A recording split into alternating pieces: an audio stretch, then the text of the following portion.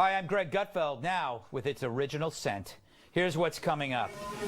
The polls are tightening. My teeth are whitening. Thunderbolt and lightning. Very, very frightening.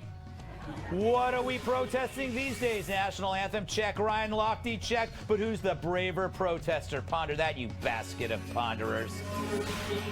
And the moment my 8-year-old self has been waiting for. X-ray vision is here. Tonight's question, why are scientists getting their ideas from the back of comic books? Let's get started, America. I'm breaking in a new sponge tonight.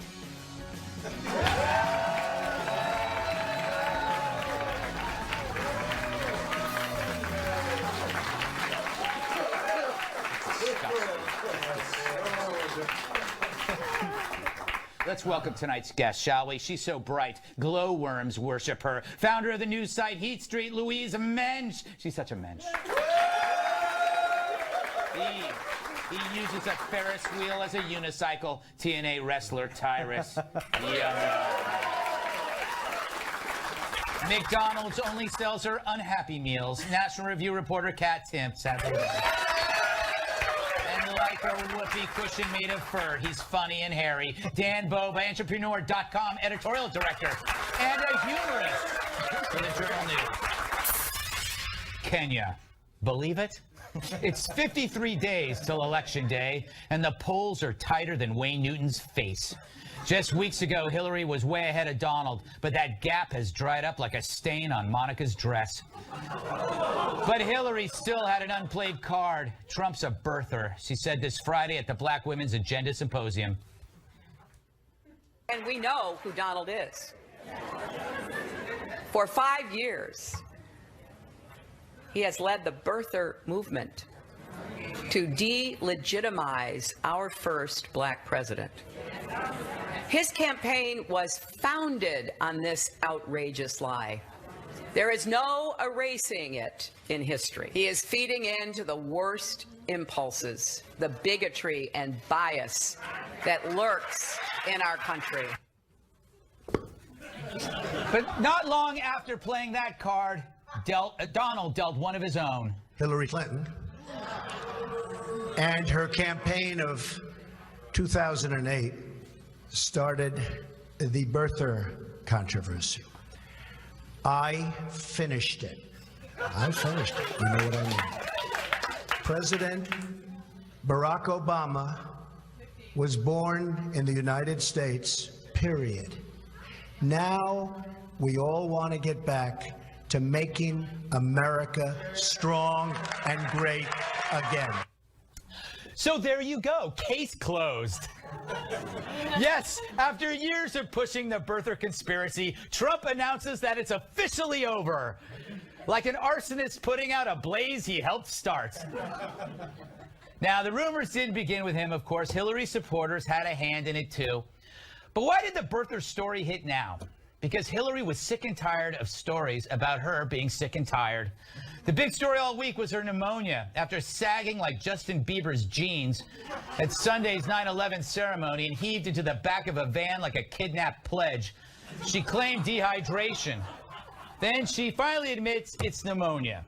The week then turned into a contest of who's the healthiest. Hillary released some of her medical info. Trump released his to Dr. Oz. Your testosterone is 441, which is actually good.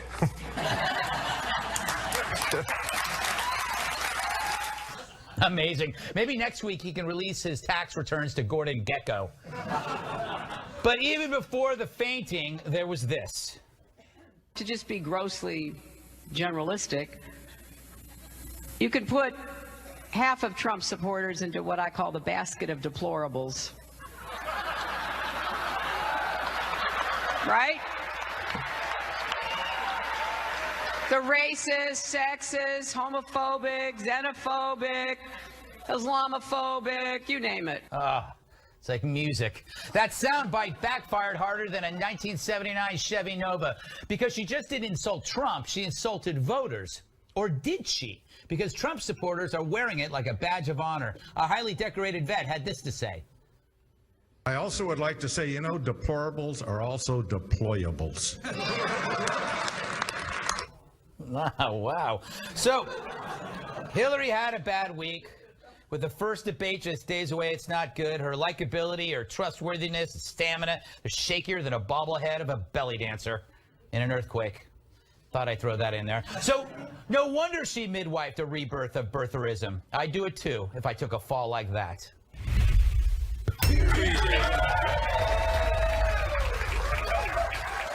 Louise, this campaign is like an overstuffed suitcase of stuff. It's like we write a segment for this show about health, and then we have to rewrite it about birtherism because every day it keeps changing. This birther story, is it finally dead? No, of course not. Trump brought it up. And sometimes I wonder if he brings up a bad story when Hillary starts to dip in the polls. You wonder if the guy really wants to win. I mean, he got this birth certificate in 2011. By 2014, he was saying it was fake. The Israelis were saying, he put it in scare quotes, that birth certificate that he gave me. So, I mean, come on, just be honest. The polls show that the American people don't trust either of them. And the biggest weapon either of them has got is, I'm not the other guy. Yeah, that's a good weapon to have, though. But the thing is, she did bring it up at that conference, and he, in order to get away from the health stuff, so he had to respond, and I think, Tyrus, it was a 27-second response, and I thought it was highly efficient. Nothing about this campaign is highly efficient, and to watch it, you need to be highly. Like this. First of all, it was over. The birther thing was over when he was sworn in. Done deal. It's a wrap. Yeah. He got the job. So it doesn't matter anymore. Right, that's true. It's pointless. The thing about it, if Donald could have hit a home run. He could have made a huge dent in this whole thing if he would have been, my bad. I was wrong. I didn't like Obama. I was trying to help the Republican Party. I apologize. Let's move on. I didn't really think he wasn't born here. It's just, you know, sometimes I get, and everybody would have been like, cool. And Hillary would have been like, oh, what do we got next? Give us something. But instead of that, he opens it up by basically, when I was a kid, I would get in fights at school, and my foster mom would make me apologize to the kid that I hit. Go tell him, George. And I would walk up and be like, I'm really sorry I hit you, and it won't happen again. And that's what that was. Yeah, I think the real winner, Dan, is President Obama, who, you know, being born in Kenya, has gotten away with it. That's true. And it's amazing. Don't applaud that. I want it on record that I was joking about that. He's been lying in wait for 8 years, just waiting for that moment to spring that trap. I just love the Donald's like, it's finished. Yes. Because you just picture him like eating a taco bowl and just being like, it's finished. Like no matter what he's done with, that's how he ends it. It's amazing. What about you, Kat? Did this solve the birth? I think it's going to keep coming up in the debates. I can't believe we're still talking about this. First of all, I can't believe we're ever talking about this. The fact that we still are is crazy, except it makes sense. Hillary needed to bring it up. It's kind of like if I'm fighting with somebody and I can tell they're winning. I'm like, yeah, well, you were late to dinner that one time in April. And that's not because things are going well for my side that I do that. And also the fact that she said he owes an apology to the American people. As one of the American people, she shouldn't be talking about things she owes the American people or people owe the American people. She owes real answers to real questions. I'm worried about that a lot more than cuckoo banana stuff that Trump was involved in 2011. Now you say you're an American, but where's your birth certificate? It's at home with my dad. To her point, I can't believe I'm saying that. The point goes to his character. And it goes to the character of, because the birther thing, and for me during that time when I first heard it, I thought it was a clever way to make a racist jab at the first black president. That's what I took it as from Donald. And now that he's running for president, he can't make racist jabs. He shouldn't be doing things like that. And he shouldn't have been doing things like that then. So it's not necessarily about whether it was real or not. It was his character to bring it up. That's why if he would have apologized. No, he didn't. No, he did not apologize. No, but I don't know. That's not really his style. I saw being accountable? Somebody asked a Trump supporter, saw this on Twitter. Somebody asked a Trump supporter, what do you think, you know, Trump says Obama was born here. And she said, oh, well, if Trump says it, it's true. He was born here. That's not That a would good just thing. work. Can I just ask, as a limey, as a foreigner, why it matters where the president was born? His mom was an American, so he was born an American citizen. So why does it matter whether he was born on Mars? It He'd matters still to be me. elegant and able to run for president. Don't come to our country. Oh, wait, I invited you here. No, wait, don't applaud that. Why are you applauding that? I don't mean. But by the way, before I move on, I have to push back. I don't think the birther thing is a racist thing because he used it against Cruz. I mean, I think he would use the birther argument against anybody. I think he could use it against. He used it against McCain, didn't he? Because McCain was born on a military base in Panama. Right. He did. Yes, he's used it against everybody. Right. I was the most born here. Yes. All right. In other important news, a UCLA freshman named, of course, Ashley, they're all named Ashley now, made a big impression on two new roommates she had yet to meet. According to one roommate, Ashley sent them a hostile email laying out a list of demands she had once they got to the dorm. So the roommate tweeted out the email for all to see. The details of the email are so rich, it can only be read by someone who can truly capture the essence of an 18-year-old girl. And who better than America's premier newsman in a segment I'm calling Lou Dobbs Reads Emails from Evil College Freshmen.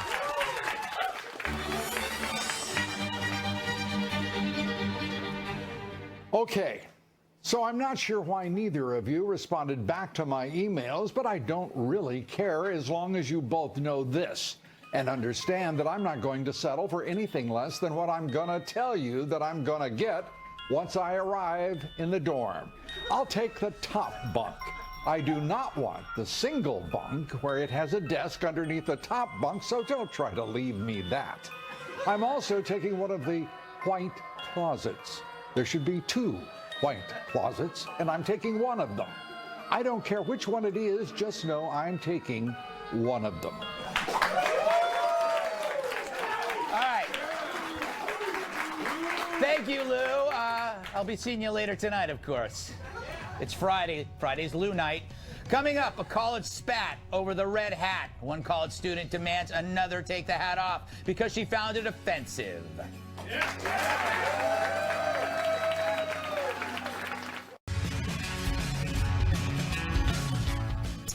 Tuesday, Trump unveiled a child care plan to guarantee 6 weeks of paid maternity leave. Now, if Obama offered this new entitlement, the right would be like,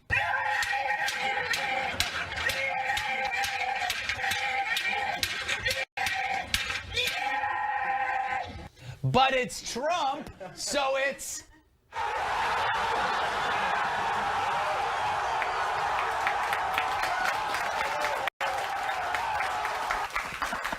They're applauding that. So, they're applauding hypocrisy. So, is this a bad thing that a Republican now offers proposals that mandates government expansion into the lives of small businesses?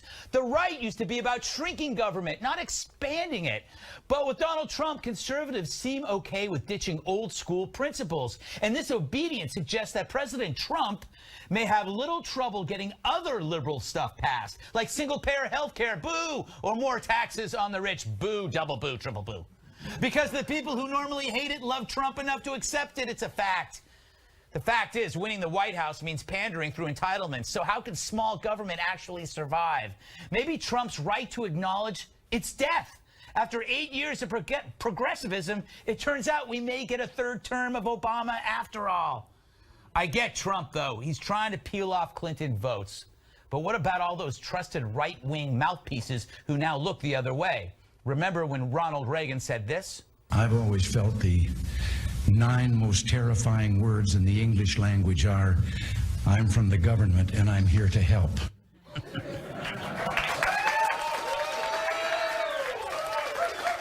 Those were the days. Those were the days. Now we just say, if we can't beat them, join them. All right, we could talk about my monologue, But again, the news has changed, and I found a story much more interesting than my monologue.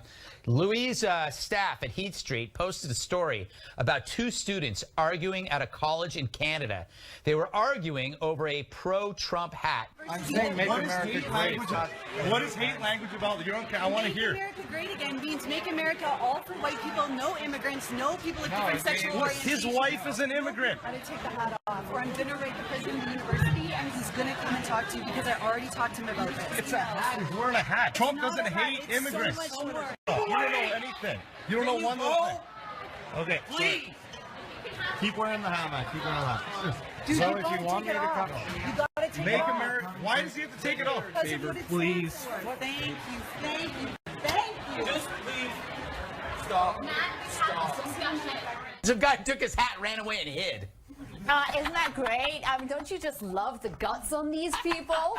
These social justice warriors is like not really that social, no justice, and they're certainly not brave because he takes the guy's Trump hat and he just runs away like a coward. Yes. But not before Generation Snowflake has said, you can't wear that. That's hate speech. I'm going to mommy. I mean the dean, because you're wearing a mean hat. There's this Hello, are you at university? Are you serious? There's this beautiful part in the tape where she says, I can't wait for the dean to come down. And I'm telling Daddy on you. I called the dean. I mean, if this is the flower of Canadian womanhood, yes, then I think that they are in more than a bit of trouble. And I say this as somebody who's not a Trump fan. If you're scared of a hat, right, you've got bigger problems on your campus than being worried about safe spaces.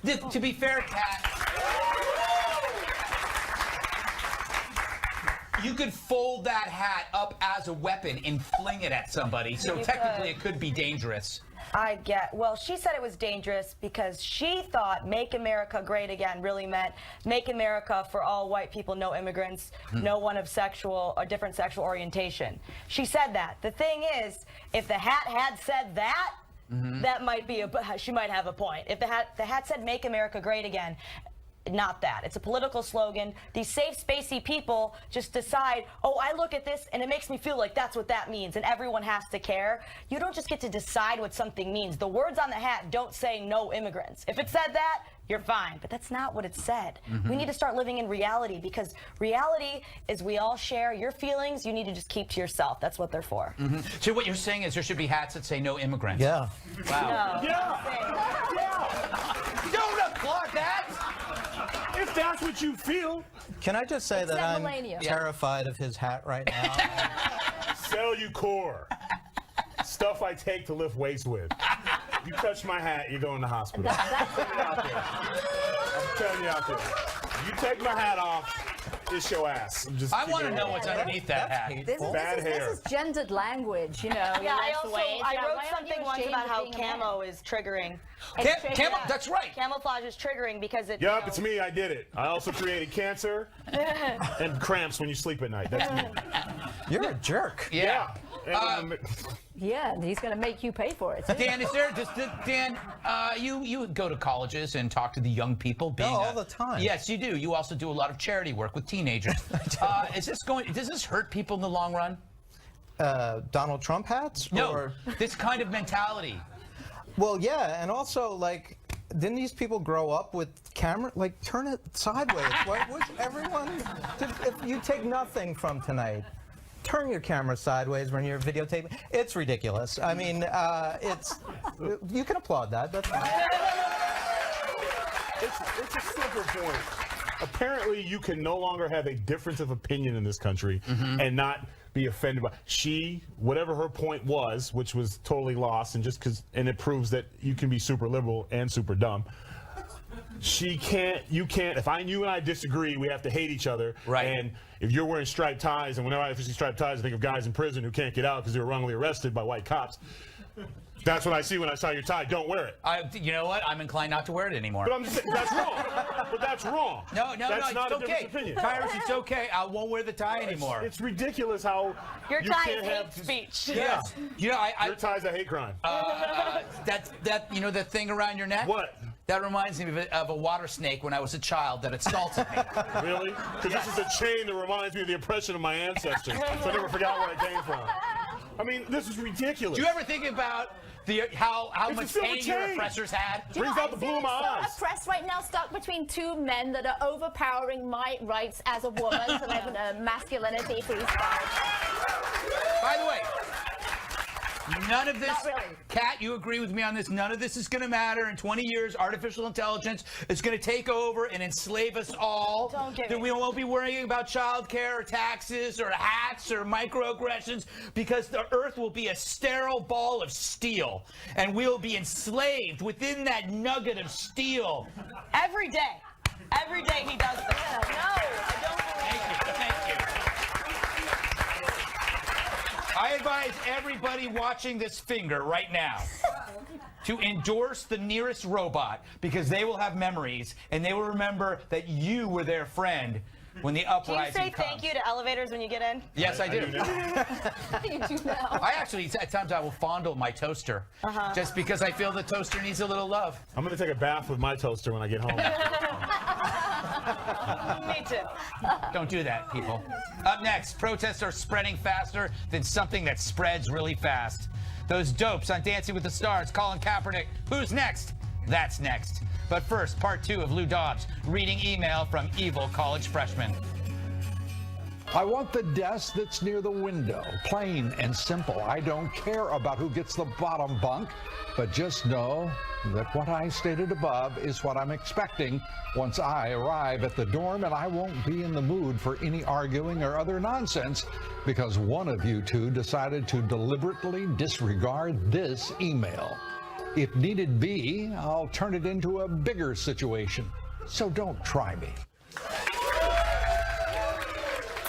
Now we take you back to the Greg Gutfeld Show, already in progress. Run onto the field during the anthem. It might be the only time you get any exercise. All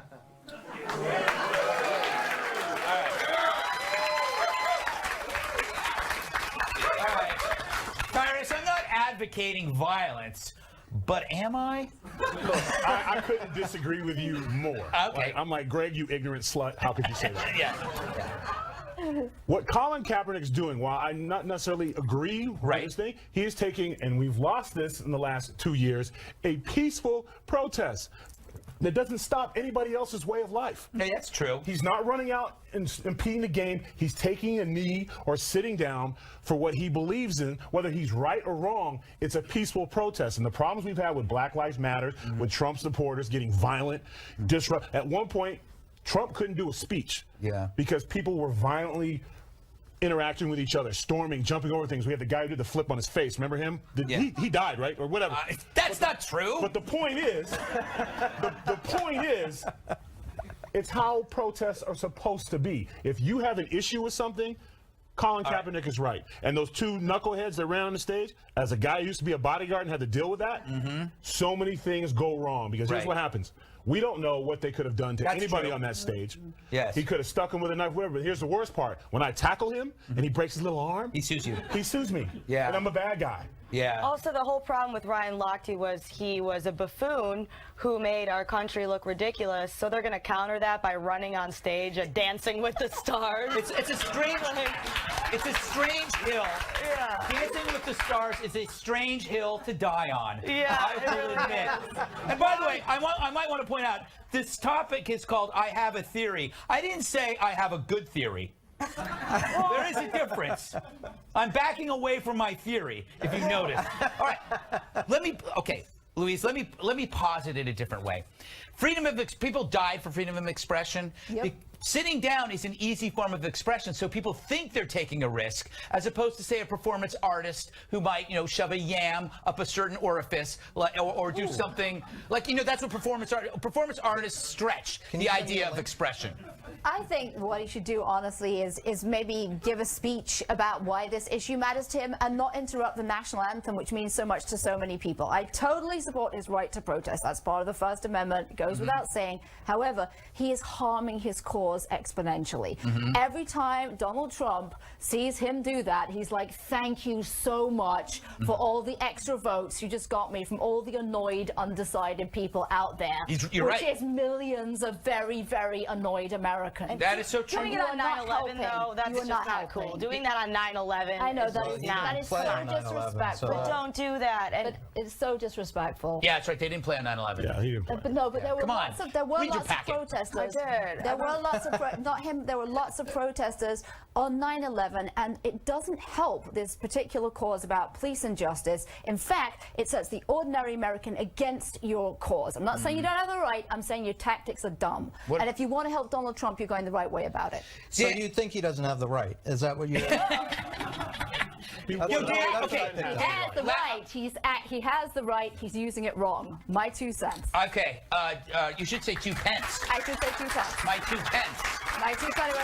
All right, I'm going to make one last desperate stab at my theory, Dan. It's sitting down is a lame protest because you don't engender any real risk. Instead, you get accolades. It's like for Lent, giving up escargots. I don't really eat escargots, but I'm going to give them up for Lent, and people go, "Oh, how good? You're giving up some French snail." Okay, Greg, but to that, you don't have to do anything anymore because the media does it for you. Right. My friend EC3 and I were filming a movie in Tennessee, are watching a football game, and he goes, he deleted his ESPN app. Do you know why? Why? Because the breaking story was Colin Kaepernick took a knee. That's not sport news. Yeah. That's true. Yeah, like with the New York Times alert about how many almonds Obama eats before he goes to bed. There was a New York Times alert. I mean, is he maybe risking money? Okay, he's not. No, he's going to get. He's actually protecting himself. Well, actually, it has hurt some of the other players. I think Brandon Marshall lost a huge endorsement from Heritage Bank or one of the banks or whatever because it was a veterans bank. So probably not a good idea to not support the veterans. Anthem. Yeah. Well, I've been protesting this entire show by sitting here, so I get what you're saying. My point is the media makes it more. And you've changed my opinion about this show. And the next segment, we will all be nude. All right. Coming up, a story so hot you might mistake it for me. But first, it's another war over safe spaces. What do the precious snowflakes on campus want next?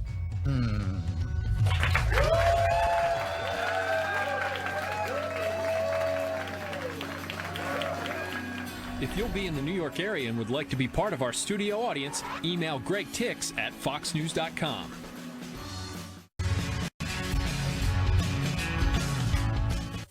Fear not, you precious campus Fabergé eggs. Safe spaces are not dead at the University of Chicago. More than 150 faculty members are pushing back on a letter the school's dean of students sent to incoming freshmen last month. In it, he warned them not to expect trigger warnings or safe spaces on campus. How dare he? In a letter published Tuesday in the Chicago Maroon, I don't know anymore, the faculty rebuked him, defending the wimpy practices, saying, quote, to start a conversation by declaring that such requests are not worth making is an affront to the basic principles of liberal education and participatory democracy. They went on to tell the incoming class of 2020, I'm old, to speak up loudly and fearlessly, kind of like this. Christmas is coming.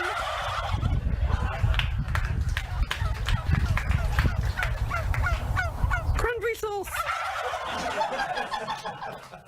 That's very fitting. Kat, you follow this stuff a lot.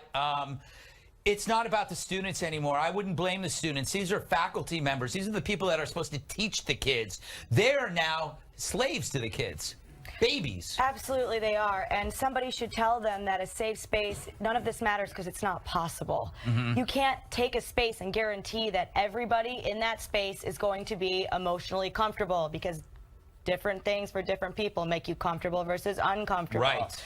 A student wrote an op-ed in Harvard last year that said our safe spaces aren't safe enough because she went into one and there was a white student reading a poem with the N-word in it, which fair, not safe. So she's like, my safe space is to not have to hear the N-word, but this white girl is like, well, my safe space is to be able to say the N-word, which not okay. But it just proves that it means different things for different people. So they're all fighting and arguing over something that can never exist anyway. Now, how can people call themselves a teacher when they're a teacher is supposed to challenge a student, make a student uncomfortable in a legal way, of course.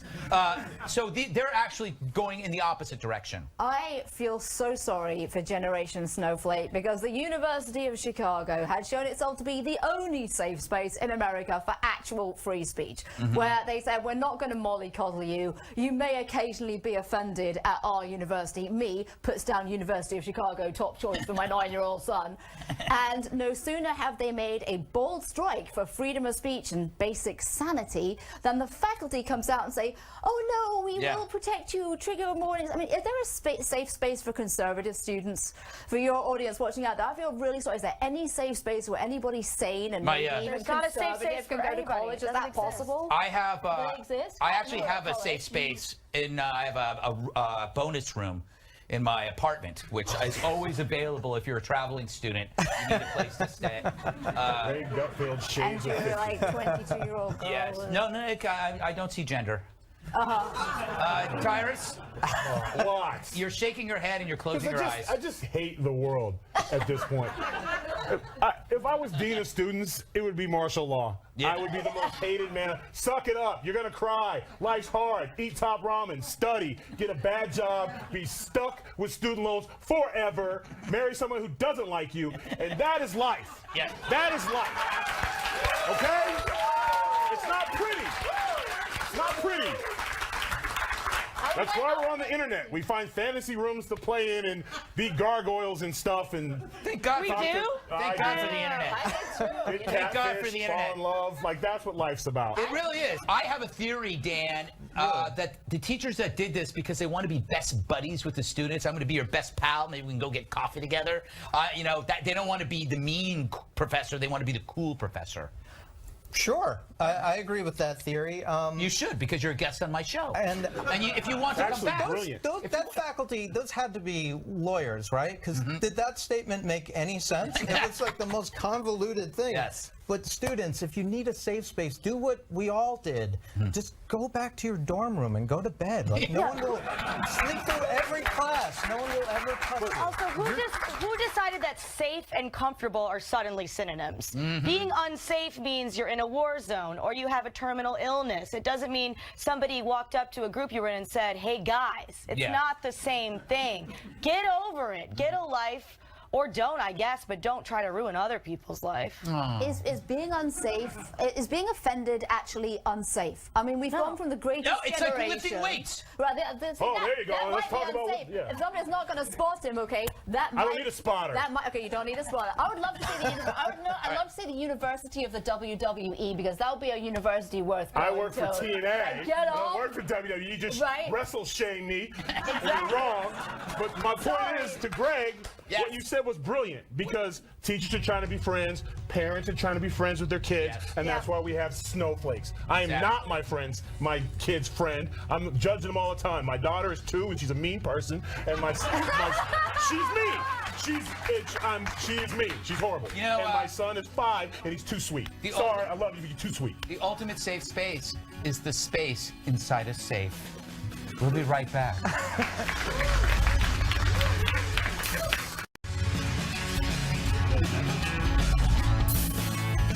My dream has come true. X-ray glasses may be a reality. That's right, researchers at MIT, or MIT, have announced a prototype of a system that's able to read through the first 9 pages of a closed book. In the test, there was only 1 word of text on each of the pages. The system bounces radiation into the book, and air gaps between the pages help it spot the difference between one page and the next. Wow. In other words, this is a dream come true for anyone who was once a young boy and saw ads like these. Remember these? They're asking you to mail in a coupon today, because obviously X-ray glasses can be used for a variety of reasons and not just one. See? Nothing creepy here at all. Keep up the great work, scientists. All right. Okay. Dan, you and I both edited men's magazines. Sure. Let's be honest here. X-ray glasses are the perfect example about the difference between boys and girls. These never appealed to girls. Boys would only send away for X-ray glasses. It's true. It's true. I got mine shaded actually, so they work perfectly. Hey, Tyrus, what's up? The thing I love about this story too is that like the obvious use of this is to cheat a casino, and everything that MIT does is like about cheating casinos. Like those kids had to figure out how to count cards. Now they're what? I'm guilty. I had Boys Life magazine. I ordered X-ray glasses. Yes. For one reason. Yes. I don't know. I kind of want to see. We have the internet now, so we don't need them anymore. Yes. No, if you put X-ray glasses on the internet, all the clothes come back on. I kind of want to like see what my spleen looks like. Oh, you don't I want don't to see know. that. Not what Why they were not? for. See, yeah, it's MIT nerds trying to see a girl naked. Yes. The book thing is a big joke. They're like, it's not working. I know. We'll just invent X-ray vision. So, I see one nipple. It works. Like it's just bad. It's gonna happen, Louise. We're hacking clothing. If they point those X-ray specs at Hillary Clinton's health records and Donald Trump's taxes, will that work? Will we get to see anything? Because that's what we're gonna need. I mean, I think that one word a page is like, you have too much time on your hands. I think this is what I want. I want to know before I buy Cracker Jacks what the prize is. And that's not cheating. a metaphor. That's actually cheating. literal. That's un-American. That's cheating. If you look at the prize in a box. Don't we all cheat? Actually, let me put it this way. I take the subway every morning. I want to be able to see who's on the train before I get on. That's right? good. That's good. Because I don't want a pantless guy, pleasuring himself to the ads for plastic surgery. Or you do. No, I do. And when I don't see that, I move to the next car. Like a dude looking like Edward Scissorhands just walking around. Yes, exactly. there are windows on the subway cars. Yeah, but they move too quickly. Yeah. You can sit in there. You can't clean this up. The X-ray glasses for perverts like myself who were so sure that they're going to see a bunch of training bras in the But 8th then if grade. you look around, you see training bras on. You Yeah, can you don't see need all it anymore. I even see all the No. guys. You got the internet now. You can see the guys' underpants as well. Isn't that the problem when Okay. you look I around? never you don't thought see that the deep. dudes' I just underpants. thought if I got the glasses, I could see the girls and I wouldn't have to talk to them because I was shy. It didn't work out. The internet's here now, so it's good. We're all good. By the way, I have to move on, but it raises a couple of interesting points. If you buy X-ray glasses and they work, do you have the right to wear them? Is there a new right to be a pervert? Can you self-identify as a pervert, which allows you to wear the glasses? These are going to be the questions that we face before artificial intelligence takes over and enslaves us. Don't go anywhere. More stuff next. But first, Lou Dobbs reads emails from evil college freshmen. The finale. Sorry, but not that sorry for the attitude. I don't like being ignored because that's just rude. But that's what you both decided to do, so I decided to make it clear now I'm the kind of person I am and what I will and will not take. So as a final reminder, I am getting the top bunk of the bunk bed with the bed on the bottom. I am getting one of the white closets, and I'm getting the desk near the window. That's fair enough to ask, considering that I'm giving up fighting for the top bunk. Finally tonight, online trolls. They're the people, mostly dudes, who are jerks on the internet because they can be. But I have a theory. Maybe they spew hate because they don't have a show to call their own. If only there was a show for trolls, starring trolls. Kat Timpf knows all about trolls, so I asked her to shoot a pilot for a new show. Coming up this season on Extreme Mom's Basement Makeover. What's your biggest challenge in making sure that people know how you think they look on TV? Well, as you can see, this is my video game / online interaction nerve center. But the problem is, when I'm trying to complete my video games, I don't have enough time to come up with new tweets. Not a problem. See, I made you this chart. All you gotta do is pick name, body part, adjective. For example, Greg, fingers, lumpy. Tyrus, nose, dumb. How about Greg, pecs, awesome. No, try again. All right, cat, bottom lip, not as good as Joanne's. Perfect, good one. This is my calendar. Why do you have an appointment to watch our show every week? That's so I just don't miss an episode. See, that's not enough. You want to be a troll? Once a week's not enough. You got to do it every day. Here, look at this daily calendar. Monday, tweet Greg, you hate his face. Tuesday, tweet Greg, add mean hashtag. Wednesday, tweet Kat that she's too skinny. Thursday, tweet Kat that she's too fat. If we're not reading a tweet about how much you hate us every single day, you're not doing your job. I don't have a job. Exactly. This is my mini kitchen. I can make Hot Pockets, my Mountain Dew stays ice cold, and I never have to go upstairs. True, but we can make it better. With this megaphone, you really never have to go upstairs, because even when you run out, you can just tell your mom to come bring more. Mom, I need more Hot Pockets now. Sick. Well, looks like we've successfully redecorated your mom's basement, and I have one last gift for you that no troll should ever be without. Wow, thanks. Spoken like a true troll. All right, thanks for watching. Join us next week as we teach you how to guess your neighbor's Wi-Fi password.